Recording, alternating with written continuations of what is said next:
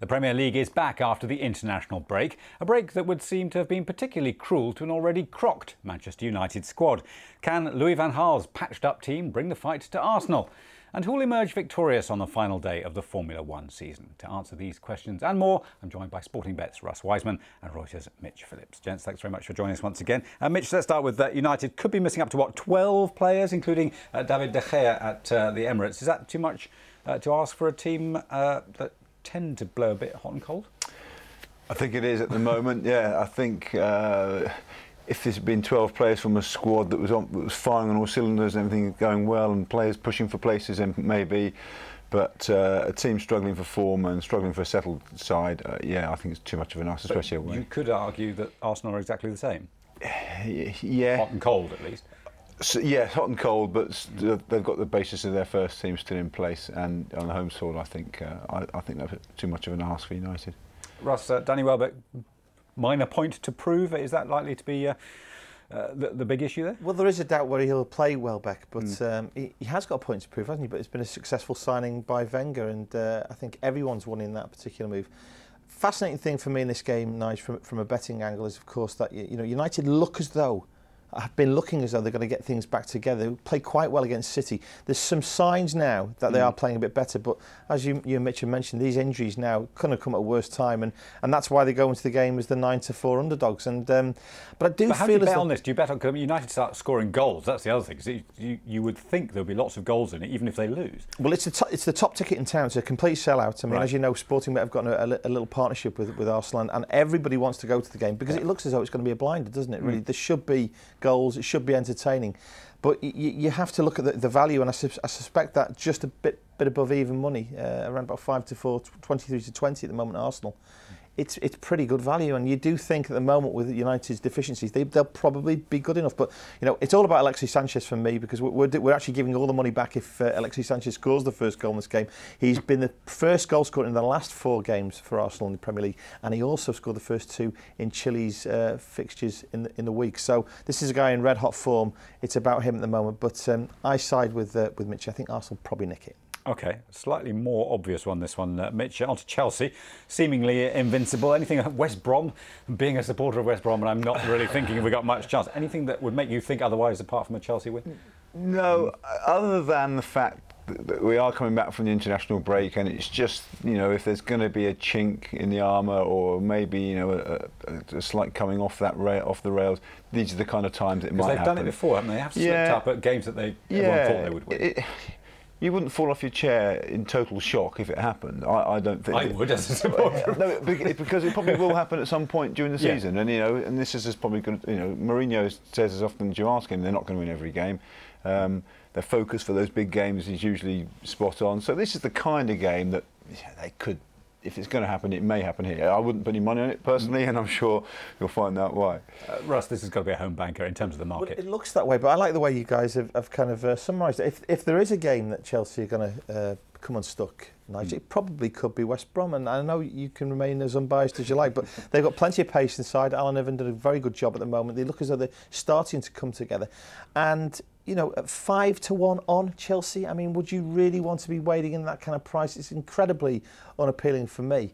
And if you look at West Brom around about the 11-1 mark, I mean, I think they'd go there with some kind of chance. And if they are going to come unstuck, this is probably the kind of game it could happen. And Berahino nicely rested, having been with all his New England chums. He played. Brilliant. He's more interested in tennis, I think, Marino, than he's in football. I've seen it in the O2. But yeah, I think they go there with a chance, West Brom. They're particularly poor 5-1 on shots for me, Chelsea, in this game. OK, let's move on to Man City against Swansea. City particularly wobbly before the break. Do you think they're going to come back any fresher?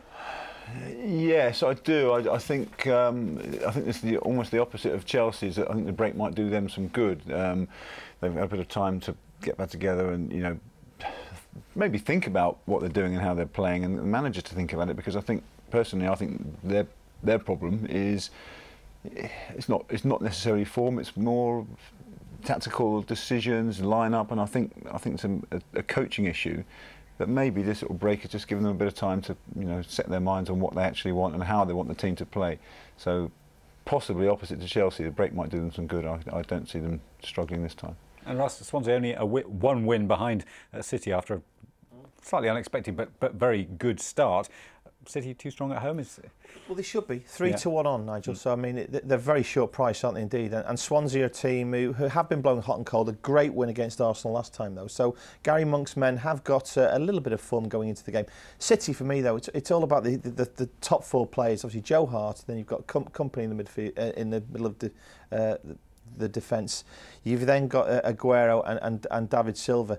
Now Silva's been out, and the other guys haven't been playing that well. It's all been about Aguero. And if these guys, as Mitch said, come back reinvigorated, and when Silva comes back, I think City could still mount a title challenge. But it's been a particularly poor set of results for them.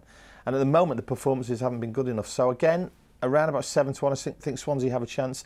If we do see signs of City coming back, they're the kind of team, though, could go 12, 13 games, winning them all. So I wouldn't write them off in any way in terms of the title just yet. OK, Mitch, let's move on to Crystal Palace against Liverpool.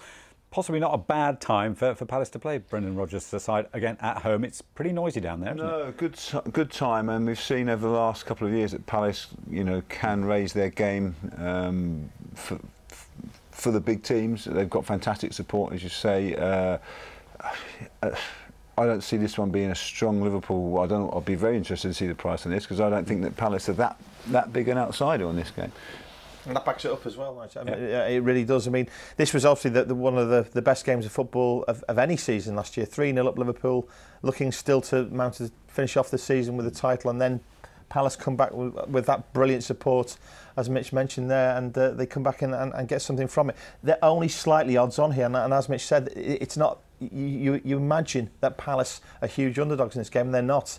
They're only slightly above 3-1 to win the game. So I think it's a fascinating fixture, and I think Palace can win this because Liverpool's showing no signs at all of anything like the form they had last season.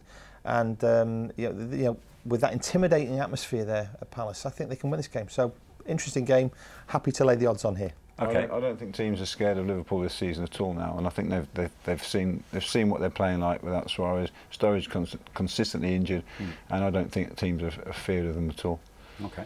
Can't let you go without talking about the Formula One final race. On a knife edge going into the controversial last race. I mean, it's just Hamilton or Ross, both for you. Yeah, I think Hamilton. I think the double points issue is going to be talked about endlessly by everyone around it, but I don't think the teams and the drivers will let that affect their preparations. That's more of a media and fan story, and I think that Hamilton has the focus, as they like to say. I think he'll pull it off, but it should be an interesting weekend. Yeah. Certainly, yeah, understating there. Hamilton, of course, won it dramatically on the last day a few years ago. Do you think he could dramatically lose it? Well, I don't think we're going to see some sort of Nigel Mansell type moment with the tyre exploding, but it's going to need something like that for Rosberg to win, really. And unfortunately for this season, you can see the betting here now. I mean, 8-11 Hamilton, 11-10 Rosberg. What that does basically is tell you that if these cars finish, they will be first and second. They're so superior to the Mercedes this year. I mean, we're talking about 20-1 bar with Bottas and Ricciardo. Do you really think that Hamilton, if he's lying in second place, is not going to take on Rosberg? Do you think he will obey team rules to win it? Because I can't. No, I don't. I think he'll see a gap where none exists and have a go for it. And really, you want him to. He should do. If he doesn't, then what's the point, really? Okay. Yeah, I don't think we'll see a cross-centre moment with them taking each other out. But you never know. But a wonderful season for Hamilton actually, because he was a huge outsider only a couple of months ago, and the way that he's come back, you have to give the guy an enormous amount of credit. At least he's got the destiny in his own hands. If he comes second, we know he's the champion. So I mean. I think he'd like to go in a blaze of glory, and that's why he's the favourite 8-11. I think he'll probably win the race. OK, gents, thank you very much indeed for that. Well, that is it. My thanks to Sportingbet's Russ Wiseman and Mitch Phillips of Reuters Sport. And that indeed was the last ever sports spread. I'm Nigel Stevenson. This is Reuters.